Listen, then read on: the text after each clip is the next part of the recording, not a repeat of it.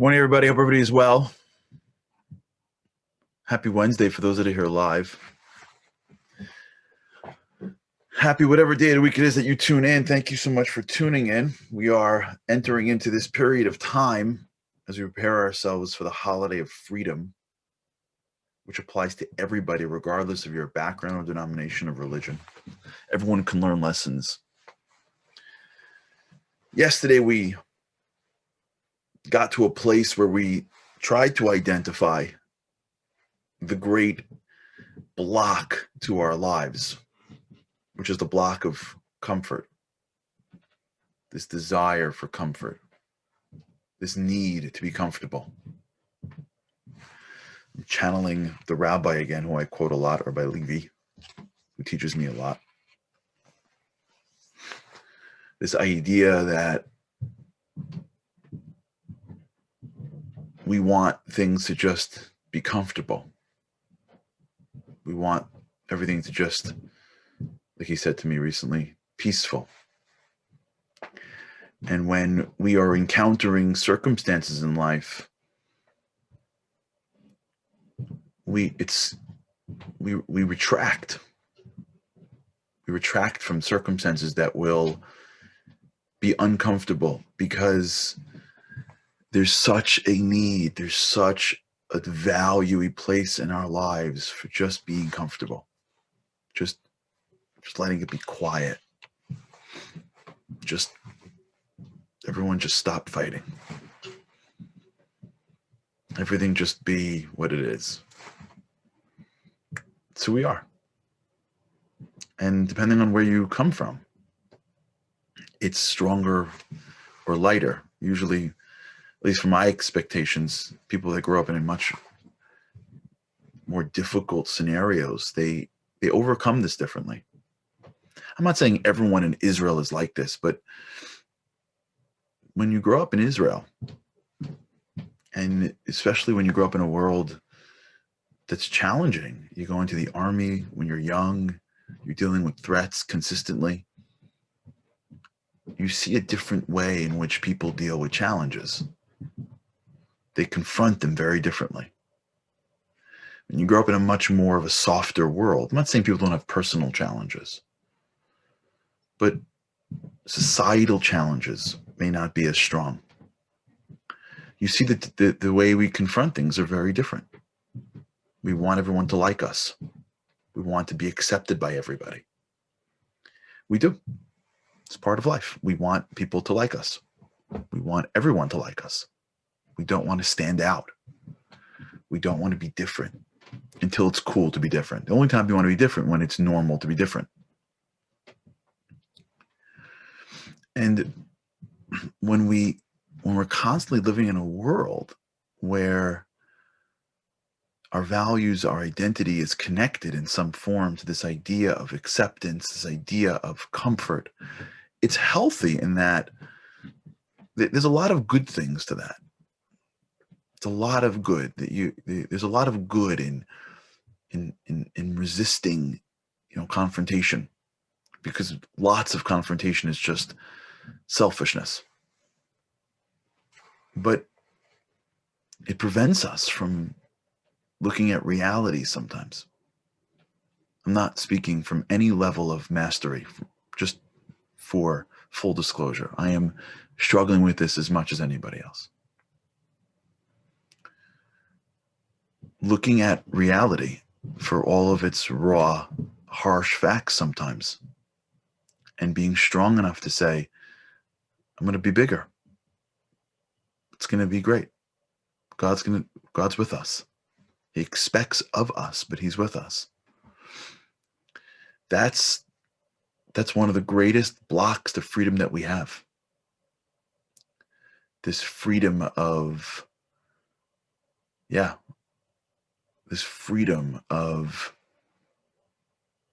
I'm okay looking at whatever's in front of me. I know in my core there's a world that's bigger than me.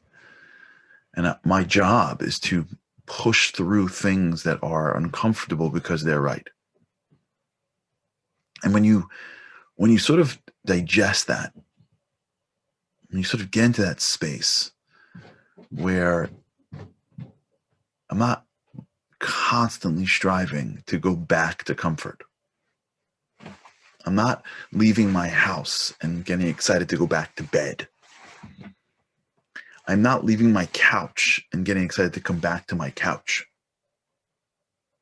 I'm not leaving, everyone's like getting along, even though we have issues, but we don't want to say it, or I want to be something, or I believe I should do something, but I just don't want anyone to look at me.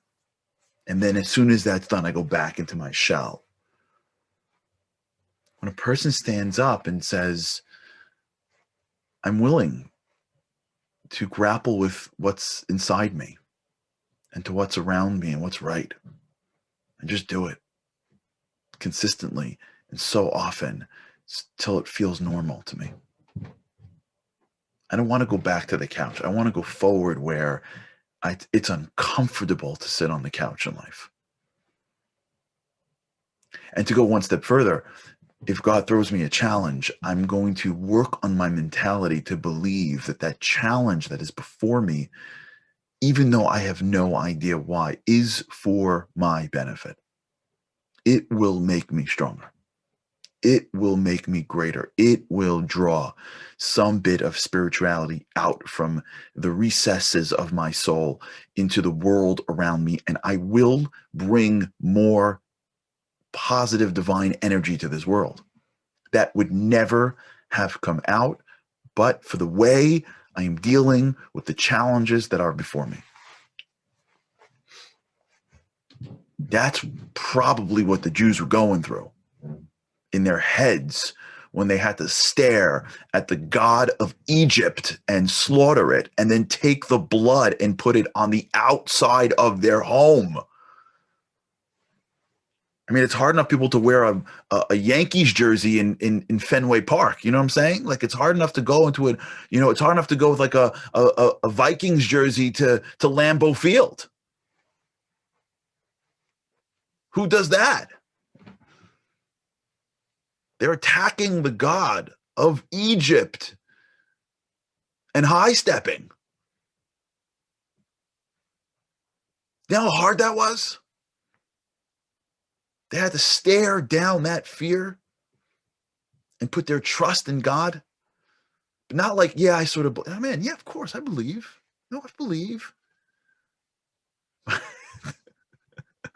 We have people from Minnesota on. Denise makes sure she pointed out that Viking fans, I know. Minnesotans are, did I say that right? Minnesotans, they're tough. Judy's on too. Yeah, I know. We got a couple people from Minnesota that tune in. They're all for putting on jerseys and going Lambeau Field.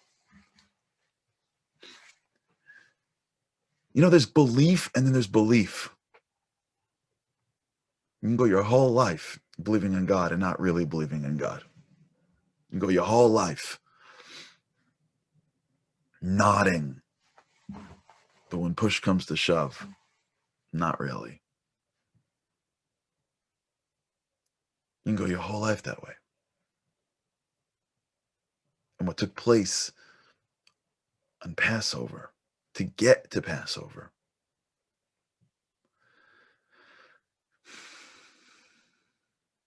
was people had to step up and be big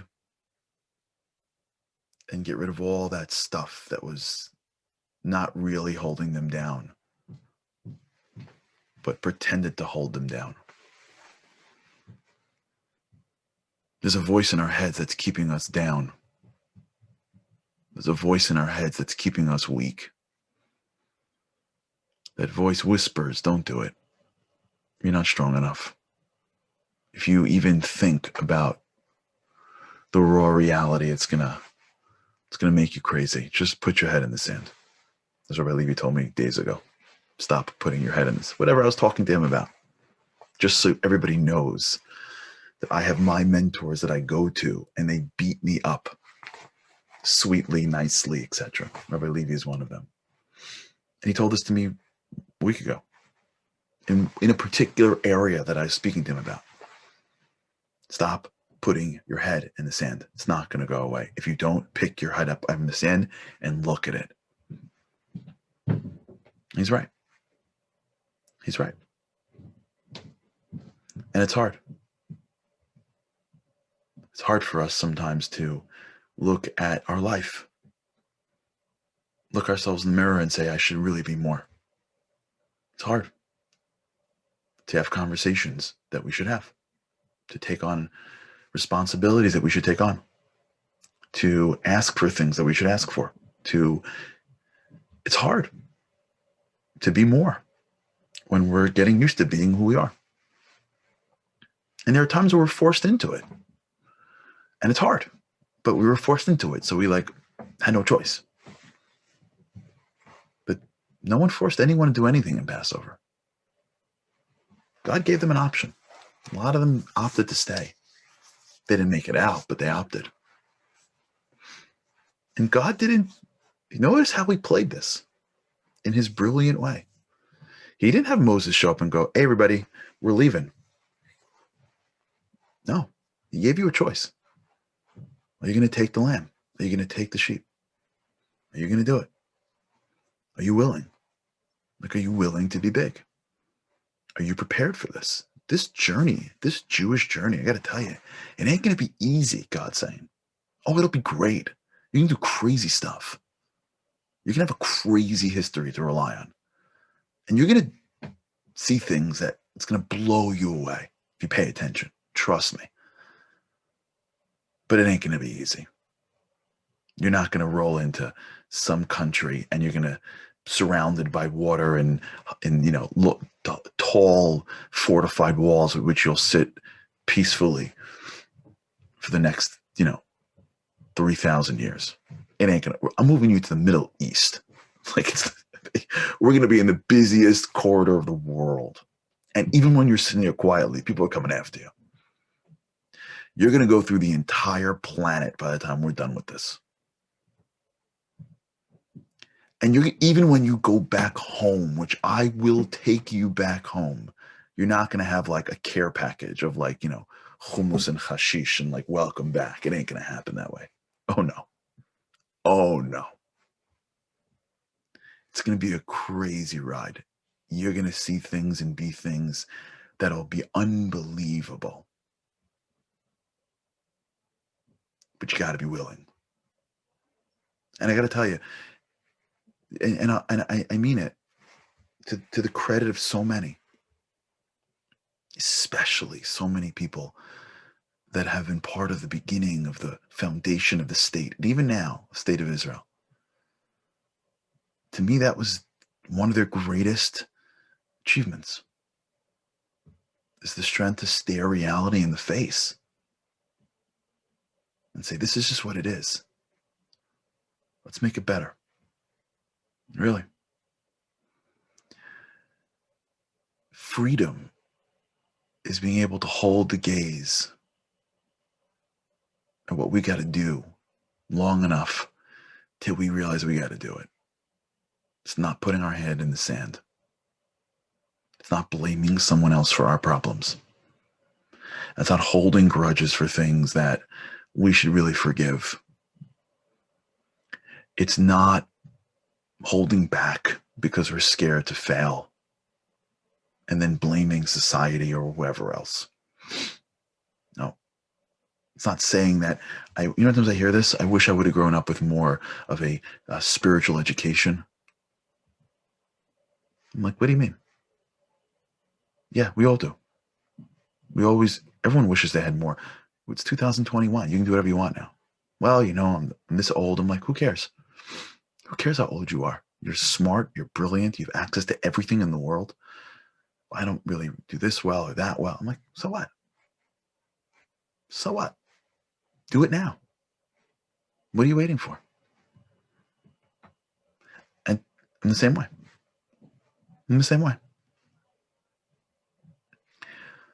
That's freedom.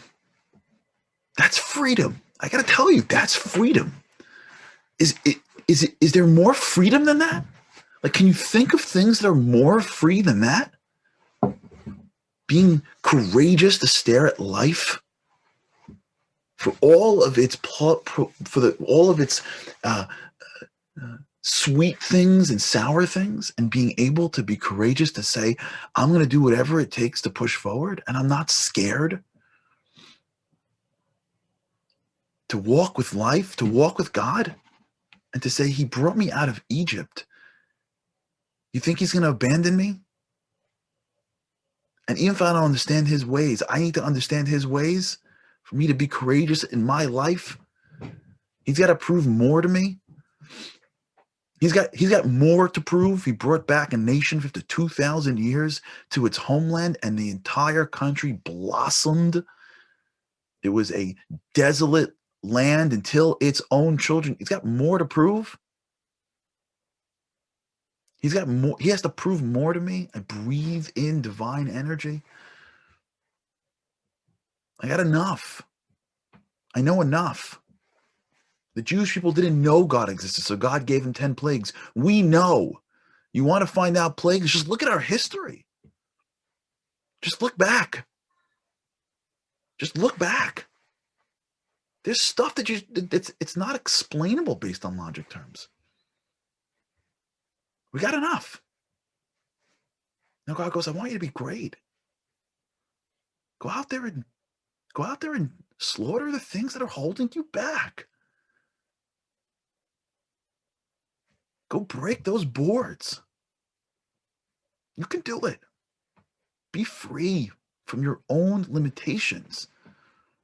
Because I can't put you anywhere in this world and make you free. You got to free yourself from Egypt. You got to opt into this game. Once we get there, man, I hope I get there in life. I really do. And I hope you get there too. You may be there. You may be there. You may be looking and going, of course, Charlie. If you're going, of course, that's cool.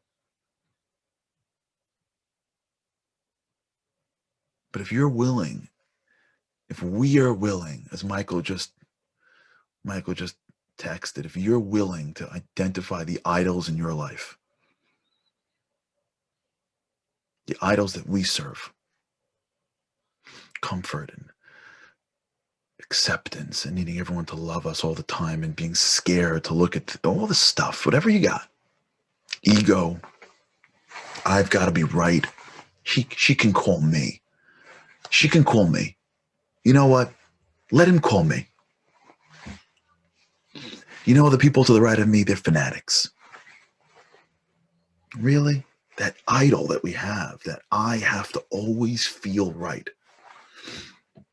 I have to always feel comfortable. I have to always feel like I'm in a good spot.